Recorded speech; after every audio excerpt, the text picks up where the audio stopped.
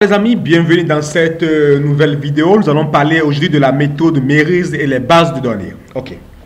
Alors, il est facile de vouloir être un administrateur de bases de données, de vouloir maîtriser les bases de données, de vouloir faire la conception des logiciels de gestion. Vous devez comprendre que le développement de logiciels de gestion est basé sur la base de données, puisque l'interface, c'est ce que vous faites avec, soit avec VBNet, soit avec C#, soit avec ASP, soit avec Java, PHP, ainsi de suite, ou Delphi. Alors, par contre, celui qui fait le plus grand travail, c'est celui qui met à votre disposition la base de données. Et celui qui met à votre disposition la base de données ne peut rien faire si l'analyste n'a pas fait son travail. Alors, donc le mieux, c'est de maîtriser toutes ces trois étapes. Quand vous voulez faire un système, il y a ce qu'on appelle l'étude préalable. L'étude préalable se fait au niveau de l'analyse. L'analyse qui fait l'étude de l'existant. Un exemple, la société Alpha veut gérer la gestion de ses produits. Donc, il vous contacte pour faire la gestion de ses produits. Il vous dit que lui classe les produits par catégorie. Tout ce qu'il vous dit. Il dit que donnez-lui un système qui lui permet de voir les produits par catégorie. Alors, cela étant dit, vous devez être en mesure de maîtriser les notions, de choisir un langage de modélisation, un langage d'analyse. Et nous avons généralement deux langages que nous utilisons en Afrique généralement, langage UML et langage Merise. UML qui est le langage américain et Merise qu'on utilise qui est utilisé par les Français. Alors, donc aujourd'hui nous allons parler de Merise, méthode d'étude de réalisation d'informations pour les sous-entreprises. Donc ce que Merise veut signifier. Merise a généralement trois niveaux. Niveau d'études, niveau conceptuel, niveau organisationnel. Alors, nous allons nous limiter sur le niveau conceptuel qui nous intéresse et nous allons aborder ce qu'on appelle le MCD et le MLD ou le MLDR et le SCD. C'est ça ce que nous allons utiliser tout au long de notre cours. Alors, pour cette raison, vous devez comprendre que les thèmes utilisés en Merise ont des parallélismes ou de signification en base de données. Par exemple, nous allons parler de tables. Les tables, aujourd'hui, on va parler dans la base de données, quand on va attaquer la base de données pour faire le logiciel en proprement dit, que nous allons parler de ça en Merise, ce sont des entités. En parlant des entités, nous allons parler des champs de la base de données qui sont ici des attributs. Alors, quelques définitions. Qu'est-ce qu'une entité? Une entité, c'est tout objet capable d'être décrit. Tout objet qui peut avoir une existence qu'on peut décrire. Et ce qui décrit les entités, c'est ça qu'on appelle les attributs. Ça signifie quoi?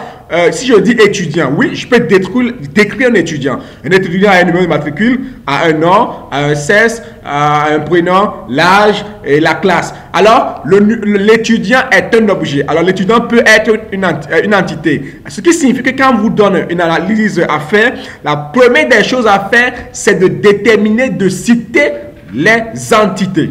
Alors, après entité, on va parler d'attributs. Attributs qui n'est rien d'autre que les propriétés des attributs. Voilà. Donc, étudiant, nom, prénom. Les noms, prénoms qui décrivent l'étudiant qui est une entité. Ses noms et ses prénoms, c'est ça que nous allons appeler attributs. Alors, parmi les attributs, il y a ce qu'on appelle l'identifiant ou la clé primaire, qui est un attribut qui permet de différencier plusieurs types d'enregistrement. Par exemple, je prends l'exemple de l'entité voiture.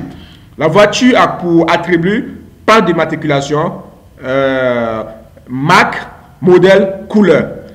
Vous savez tous que dans une base de données, on peut avoir 10 voitures de marque Toyota, de modèle Carina E et de couleur rouge. Mais qu'est-ce qui nous permettra en ce moment de savoir que tel Toyota c'est pour telle personne, tel Toyota c'est pour telle personne?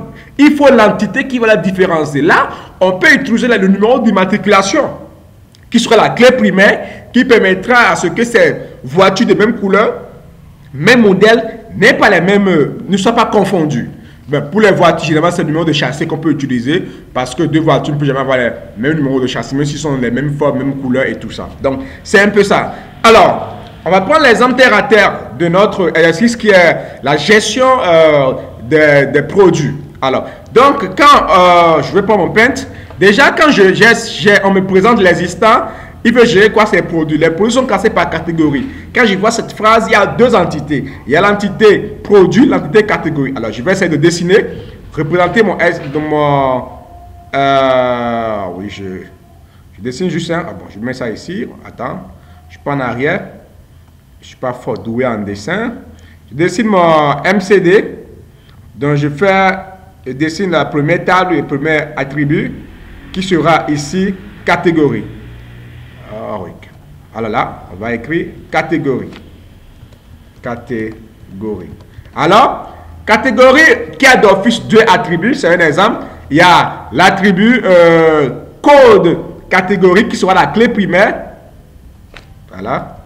Code C qui est la clé primaire et qui doit être souligné. C'est la clé primaire toujours soulignée.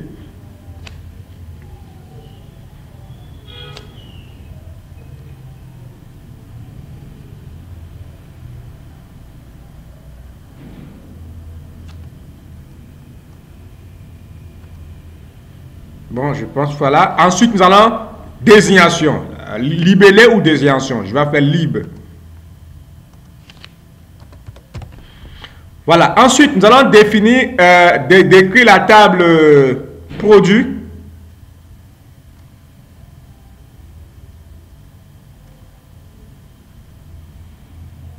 Voilà.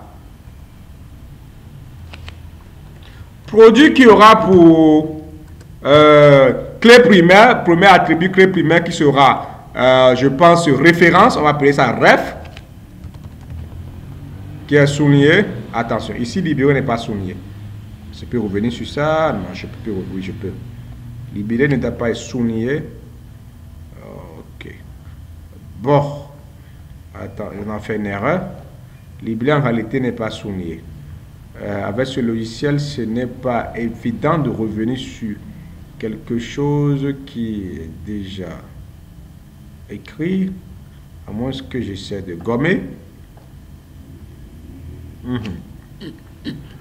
Alors là, je vais écrire lib. Voilà. Après ça, ici, on a désignation des.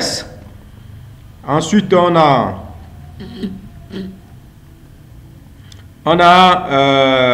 prix unitaire. Bon, on peut s'arrêter là, juste l'explication. Maintenant, notre MCD est en cours d'être de construction. Ce n'est pas encore fini. Alors, quand vous avez deux tables ou deux attributs, il faut chercher pour voir s'il existe une association réelle entre les deux tables, une association irréelle, inexistante. Alors, quand il y a une association réelle, c'est quand les deux tables sont tous indépendantes. Elles sont tous des tables mères.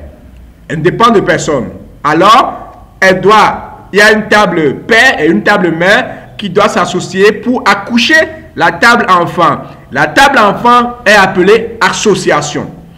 Alors, dans notre cas concret ici, il n'y a pas père et mère, mais il y a plutôt table mère et table fille. Ça signifie quoi?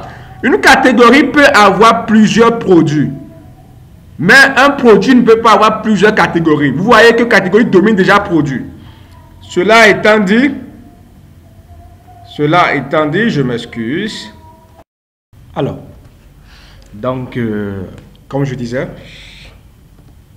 j'ai un petit empêchement. Nous allons, ici, il est question, il y a une association existante. Donc, on va appeler cette association CIF, qui veut dire contrainte d'intégrité fonctionnelle, parce que il y a une table qui domine l'autre. Je prends un crayon, je fais rondelle, voilà, je mets dedans CIF, contrainte d'intégrité fonctionnelle. Alors je relis les deux tables. Aïe, bon, c'est juste, c'est d'un moment droit. Hein.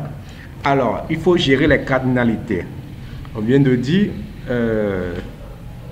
une table, une catégorie peut avoir au minimum, parce que les cardinalités ont deux bonnes, bonne minimum et bonne maximum. Une catégorie peut ne pas avoir de produit, ou ça peut avoir plusieurs produits, ou ça peut avoir un produit. Le minimum ici, ça peut être 0 ou 1, ça dépend de chacun, de l'analyse de chacun. L'entreprise dit que chez moi, s'il n'y a pas de produit, la catégorie n'existe pas. Vous voyez.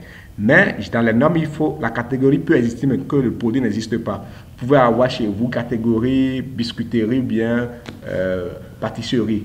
Et là-bas, la catégorie est là, le rayon de pâtisserie existe, mais il n'y a rien encore. Ça peut arriver que les produits soient finis. Donc une catégorie peut ne pas avoir de produits, mais ça peut avoir plusieurs produits. Vous fermez. On ira faire la même chose du côté de produits. On tape. Un produit peut avoir combien de catégories? Au maximum, un produit peut avoir au maximum une catégorie. Et un produit doit avoir au moins une catégorie. Donc, c'est 1,1. Vous fermez. C'est tout. Notre MCD est créé. Alors, qu'est-ce qui se passe? On va parler de MLDR. C'est le passage du MCD à MLDR qui est très important. Ici, c'est très simple. L'association CIF, comme c'est inexistant, ça ne devient pas une table. Si c'était une association enfant qui existe ici, ça deviendra une table et ça prendra la clé primaire de catégorie et la clé primaire de référence parce que le père envoie son spermatozoïde, la mère envoie l'ovule qui va féconder et ils vont donner un champ de concaténation. On va voir ce cas une autre fois. Dans notre cas, il n'y a que 2 tables. Alors, nous recommençons ici. Mais il y a un problème. La table qui s'oppose ici, que quand le produit est mère, elle est fille de catégorie, alors le produit reçoit l'ADN de catégorie, qui est la clé primaire de catégorie, qui est code catégorie comme clé étrangère chez lui. Donc, on aura catégorie, entre parenthèses, code C, qui est souligné normalement. Ensuite, on désouligne, on met virgule et on a libre. Et nous fermons.